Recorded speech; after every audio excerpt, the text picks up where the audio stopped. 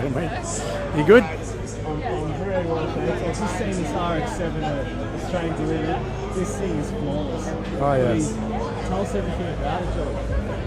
Well, it's a car that Andy from Penrith Mazda, he's had it for a while. We've done a ground-up rebuild on it. Everything brand new.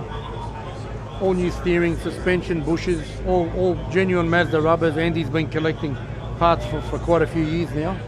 And we got just a nice, it's the original engine from the car. We got a nice street Bridgeport in it with one of our single turbo kits on it. It's got a Motec M130, runs dual fuel E85 and 98. We got some BC suspension in it. The boys have slammed it down. He runs it a little bit higher than that on the road normally, but for this type of event they like really low cars, so they lowered it down a little. It's got the nice comfortable Recaros in it, all modified seat rails and floor pans. It's got one of our bolt-in roll cages. It's an Aussie delivered, so he's put an RX-8 front bar, the Series 8 front bar on it, just to get a little bit more airflow in there, keep it a bit modern. Yeah, she's a real good, nice little streeter, 6-piston wheelwood brake kit on the front, stops on a dime, got really quick acceleration, makes just on and just over 500 horsepower on E85, and then just on the 98, somewhere in the early 400s. Good, reliable, fantastic driving looking car, you know, it's good, loves it. Yeah, all our fuel tank in the back with the triple pumps. Yeah, so it runs on petrol and E85 both. It's got a flex sensor in it that changes all the program in the computer for different ethanol content. And he's good all-rounder. They come to us, the guys over at Penrith Mazda stripped it all, come to us in boxes, so we had a bit of a task putting it back together, but yeah, it was painted inside and out, upside down, the whole lot. Proper restoration, the way they should be done. And yeah, so it's all back together, everything's new in it, and she's a beauty, man. She lived the test of time now, you know. We've actually got three FD free rotors we're doing at the moment. They're all, two of them are, actually one of them is PPG 6-speed, like probably about 900 horse street car. That belongs to a fella named Mark Galtieri, so that's just been painted. He's back at the shop in the next couple of weeks. The engine for it actually is on the bench there. Colours Ferrari candy apple blue, and that's his transmission there too, 6-speed sequential. So we bring them in just to put them on display. But there's another two that have free rotors. They've got a turbo 400 and another one with a like a sequential 6-speed BMW gearbox, and that's the 4-rotor car actually, and it's going to be 4-rotor billet twin turbocharged, all the Motec obviously, and all the good stuff thrown at it. Queen Street's actually doing a hand built like a Liberty Walk sort of a body kit on it. The owner wants something really special. It's to run big wide wheels on it, and it's going to get a steel fabricated fenders and guards and doors, and he's going pretty crazy on it, you know. No bog, all lead, yeah, lead filled, no fiberglass, you know, so no screws. So it's going to be pretty much a hand built. The whole side of the car will be hand built. So what sort of numbers are you expecting to see out of the Well, I could see that'll be a road car on E85. I could see like just a solid 12 to 1400 horse on the pump E85. You know, in road tune, road trim, probably won't be drivable with that sort of power. But you know, if you just look at a pretty run-of-the-mill 13B in the shop with a half decent sized turbo, we're making a solid 600 on, you know, very like on decent boost, conservative boost. So you put two of them together, and it's got to be a no-brainer, 1200 horsepower. And you know, if you were to step it up to say something like a 800 or 900 horsepower 13B, then you would have to be somewhere 1800, 1700, 1900 horsepower, but it all depends. That'd be Bridgeporting. We don't chase just a figure in the shop, right? We chase a little more than just a number. It's got to be able to drive, it's got to be able to get on the converter, it's got to be able to make boost and feel like a proper car, not just have a loud brapping peripheral port that may not have the mid-range torque that a Bridgeport would have. So it all comes down to what the customer wants and what his plans are. And we have to produce like 100% result at the end of this job. So we can't then say to a customer, well, you wanted that and that's why it only does what it does, or it's not working because you asked for it, because that's not an option at Pack Performance. It has to work. It has to be functionable. You have to be able to use it. It's got to be reliable and consistent and repeatable. So if somebody wants the same sort of job as what we just done on your own car, then we have to be able to duplicate that. Now, talking about that, this is just one that you've finished building. Now, it's only had a couple of test days. Talk me through the specs on this one. Do you have flooding at the motor? Well, this is a peripheral port turbo, right? This doesn't need to make power at traffic lights. It's got a sequential 6-speed in it. We can change the gearing to do whatever we want. The Ingram brothers that look after all the ratios in it, they know for which track they're on. They got multiple ratios, so they can get it to accelerate out of a corner. The thing would never see under 5,000 RPM anyway. And in the class of his racing, they've limited the car to only 8,000 RPM rev limit. They're not allowed to rev it more than that. So as you can see, the intake is built with a very small runner. The ports are very special in the engine. The exhaust ports are special in the engine, and it all has to work together. So if you put that in a normal road car, it may not be as successful as it is in this car. So there's not one person that wants exactly what the other person wants. So you've got to tailor each car to suit its application. Whereas that's what people don't understand, that just because you've got a car that makes 600 or 700 horsepower and it's got no down-low torque, it ain't going to get on a converter. It's not going to be responsive at the drags or on the street or on the road, and you're stuck with it. So you have to tailor the car to suit every person, unless you can get every person to want exactly what the other guy's got, which is what some people say, we cookie cut our work. But I've found 70% of our customers that all want the same job. So why would I change anything? It's what we do, it works, and while it's working for everybody, then we just keep doing it. If you need something more than that, then we tailor the car to suit what you're looking for. Pretty simple. Now, what are the specs on the motor on this? Did you guys do on the fab work? The fab work was done in America on the chassis itself. All the work is done by Ingram Brothers and us together. It's got an M150 Motec on it, so the wiring and all the computers are all exactly like what we're using on all our race and road cars. It's got all the right ignition, the right cooling, the right radiators, the right intercoolers, the right fuel system, and it's a setup that works, and it works good. Is it running CDI? It's running CDI as well, yes. So all the good stuff. All the good stuff, brand name stuff. Like we stick to brand name stuff. We don't like to dabble into stuff that's being tested. It's stuff that's been tested for many years. It works, and you got companies that are selling the right product that works all the time, like Turbo Smart, like Motec, like PWR, like M&W, like Pack Performance. We all work hand in hand, mate. So the end user gets a perfect product. Now, what sort of numbers does it make? It's just over 800 horsepower. It can make a lot more than that, but it doesn't need to. That's what it needs to make. And the car we can push, and with different size turbos, obviously.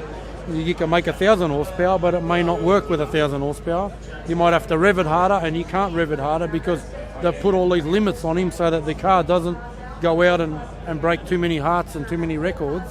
So they start to have to limit everything and take take away from the performance of the car, whereas Rocky today is going to take the limiters off it. So the boys are going to be trying to turn it to 9,000 today, so you're going to hear it.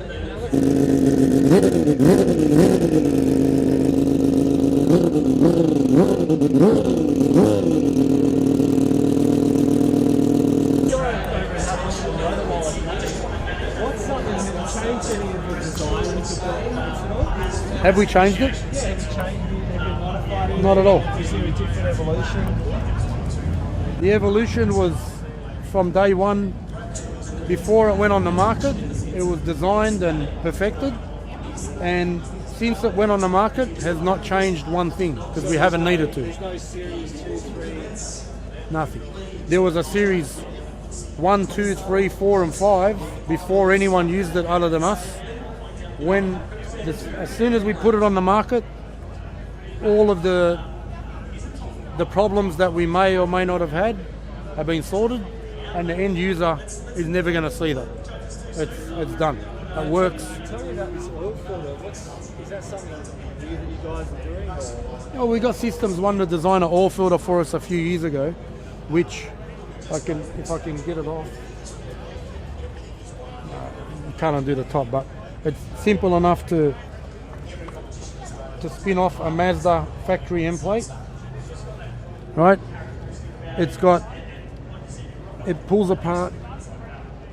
No, can't open. It pulls apart. You can clean it yourself, so you can inspect in between services if your engine is not running like it should. If it's starting to pick up a bearing or something like that, you can take it out and clean it. You call us and say, "I've found some fragments in the oil filter." Before the engine's dead, we bring it in, we check it, and you're good to go. If you keep running it till it drops oil pressure and the oil looks terrible, and then you open an engine, you find you've done a lot more damage than just being able to check it. So a lot of our clients in between services, they just open the filter very simply, comes with a tool, you lift the lid off, you check it out, it's all good, you clean it with some carby cleaner, put it back together, and happy days. If there is anything in there, we can get to it before it becomes a problem. Now let's talk about some of the other products that you've got here. What about the brakes? What sort of tank is this out of? Is this an FD? That tank, that's an FD tank. That's a triple pump FD tank. They're about 90 litres. The fuel sender is calibrated to go back to a factory dashboard, so you can run your factory fuel sender off that. They're set up with all the baffles inside them. They've got 3 pumps inside. You don't hear it, you don't see it. It fits up to a factory filler neck, or you can run one of our new billet filler necks because some of the hoses getting pretty crappy on the FDs. So we got a billet filler neck, some special silicone hose, fuel resistant silicone hose that hooks up to it. It comes with we actually got a line kit which we've got in the truck, which has all the braided line from front to back, dash 8 line, with all the fittings. It's all speed flow, it's all crimped with a crimper, like a proper speed flow crimper. It comes with all the mounting saddles for the chassis. It comes with a fuel pressure regulator, very simple instructions on where to drill 2 holes, and everything just bolts straight in. Do it yourself at home, very simple. Everything is marked, so you know where every single fitting goes. All the line separators. Full install kit. The E-Flex sensor. All the vacuum breather lines that go to your filler neck. Your 3-way block. It goes to your tank. All the mounting hardware to mount it.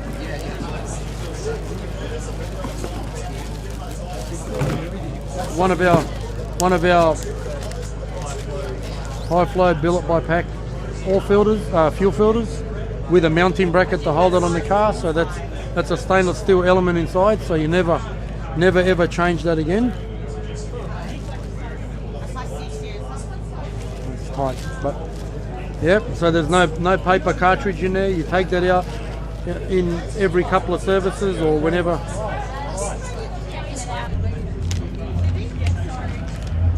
There's a fuel pump, the fuel filter, the bracket that fits in an original spot in the car. Yeah, we're making that as well. Yep, they're all made. It's all branded, all our stuff. And it just makes it all so simple. Like when we used to struggle doing it all, it's simple for us. straight in, breathers, bypass hoses, even rubber greases on already for you, so you can just slide it back and slip it straight onto the tank and hook it up. And that's what makes building cars enjoyable, because it's so difficult to build a car properly that when you've got all of that, and even the workshops that are building cars, like it's just as hard for any other workshop as it is for us, but we have to design stuff like this, and the workshops can buy it and just bolt it straight on, and there's no fuss. We're making everyone's life easy. And once again, all SpeedFlow branded hose, SpeedFlow products, it's all Australian made, and the best of best quality you can get. This is that's our oil additive. We don't normally use that in normal non-ethanol based fuels. We normally use just normal plain old two-stroke, but in anything ethanol or methanol, this is a must. You have to use it, right? You can, but we kind of have always, because what happens is if you get people to start mixing 98, if it mixes with 98 properly, then they think it's going to mix two-stroke oil with ethanol. Ethanol and two-stroke oil don't like to mix, so you're best off using that. And what we had, a lot of guys, because we sell so much of it, a lot of guys have got like we used to sell it in 4 litre bottles, which in some cars doesn't fit nicely in quarter panels, so we made it a 2 litre bottle. It's a little bit cheaper. We sell 20 litre bottles as well, so you can fill your 2 litre bottle, keep it in the car, or simply get one of the 1 litre bottles. It's got a marking here which is 100 ml, because a lot of guys are confused with how much 100 ml actually is. Like they're putting it in a water bottle or like a bottle with no markings on it, so I always mark it with a texter. So we looked into getting these bottles now. It's got a marker. You just fill it 100 ml of oil, put it in, another 100, put it in, and we're good to go. You know, it's a perfect metering every time. Not saying it won't work with 98, but we haven't done the test on 98. With this, we put it in some ethanol and methanol for about 6 months in a jar to see if the injector would block up, and it's fantastic. It works perfect, it works good. Nothing. We just use that only. And a lot of the piston guys that we deal with, they're running straight E85 out of service stations. They only put a very small amount in a full tank. Like they would probably put a full tank with only 100 ml. It keeps everything lubricated, and that little bit of oil just keeps everything in check. So what ratio? So you fill the tank up 60 litres of fuel. How much of that? We put 200 ml of ethanol, straight ethanol like E85 or methanol. We put 200 ml per 20 litres of fuel. If you're on the methanol cars, you can add 300 ml if you want a little bit more. Won't hurt it. It's all lubrication. Any amount of oil you put in it is not going to hurt it. It cannot hurt it. It'll just keep everything lubricated. Apex seals are happy. Rotaries blow smoke. You put too much, obviously it's going. It's like putting too much oil in your two-stroke lawnmower. That right? That's a whole injection package that comes with even an accelerator set up for you.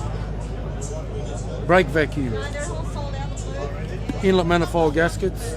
If you're running oil metering off your engine, which is unlikely, but if you're running oil metering off the engine, so be it. And as well, all the good stuff, Bosch injectors, K&N filters, injection perfection. So they're still doing the job, injections? They're perfect. Fantastic. Whole thing. That's your flyby. That's the flyby. It's a flyby adapter there. As well, Australian products, Plasma Man clamps, Bosch throttle bodies, built by pack adapters. They come with everything you need to hook your pipe straight onto it. TPS plugs, you don't have to run around all over the world looking for plugs and what plug fits. It comes with gaskets, with studs, with bolts, and everything you need to do it. How much are they, Joe? And it even comes with a Bosch accelerator pedal for a few different models, whatever application you got, Tell me about these. This one? Oh, this is a single butterfly which fits a Cosmo and a FD inlet manifold, Series 6 or Cosmo. They're like a 90mm butterfly. They're billet and they're a direct replacement. You just take your transition piece off, hook it up. They also come with all the gaskets, all the studs. They run a factory TPS straight back in here and hook up your cable to your factory bracket and you're good to go. In the bottom of them you can put, if it's a car with an idle speed motor on it, we machine an idle speed motor in the bottom, and there's a model that comes with an idle speed motor provision in it too, but this is not it. We got them at the shop, they've got 2 little holes in the bottom. But we've kind of walked away from all of this cable stuff. It's all fly-by-wire now. It's only Motec in the shop now. Anything that's new is getting Motec on it. And you know, if it is someone with a Haltech, a new Haltech, they got fly-by-wire as well. The cables are just Neanderthal, mate. They're old school now. Thanks, Smiley, for that. Really appreciate it. No worries, buddy. See you later.